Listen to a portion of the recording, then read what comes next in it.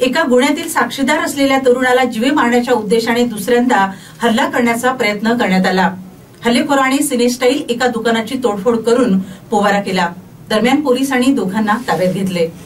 आदित्य गणेश पोटफोडे, प्रथमेश राजेश बोरकर आणि रोहित विनोद निहारे अशी अटक करण्यात आलेल्या आरोपींची नावे असून निखिल उर्फ तोटी धर्मेंद्र जवादे हा फरार आहे।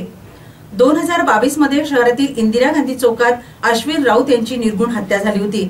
या प्रकरणातील साक्षीदार असलेल्या अविनाश बावणे याच्यावर काही आरोपींची खुन्नस होती।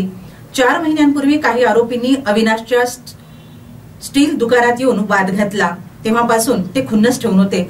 शुक्रवारी रात्री 8 वाजता खुनातील 2 आरोपी व त्यांच्या 2 साथीदारांनी दुचाकीवरून येऊन अविनाशच्या दुकानात वाद घातला। वाद वाढू नये म्हणून ललित बावणे यांनी अविनाशला घरी सोडले, मात्र थोड्याच वेळात 4ही युवक परत आले। अविनाश दिसला नाही तेव्हा गुन्हेगारांनी सिनेस्टाईल दुकानाची तोडफोड करून पळ काढला। घटनेची माहिती मिळताच पोलिसांचा ताफा घटनास्थळी दाखल झाला। दुकान मालक ललित बावणे यांनी कळंब पोलिसात तक्रार दाखल केल्यानंतर कळंबचे ठाणेदार राजेश राठोड आणि पीएसआय सागर भारसकर यांनी आरोपींच्या शोधासाठी मोहीम सुरू केली। 24 तासात 3 आरोपींना बेड्या ठोकण्यात आल्या। ही कारवाई पोलीस अधीक्षक कुमार चिंता आणि अपर पोलीस अधीक्षक पियुष जगताप यांच्या मार्गदर्शनाखाली ठाणेदार राजेश राठोड, पीएसआय सागर भारसकर, पीएसआय महेंद्र साळवे, मंगेश डबाले, सुनील केवट, गिरीश मडावी आणि योगेश डोंगरे यांनी केली।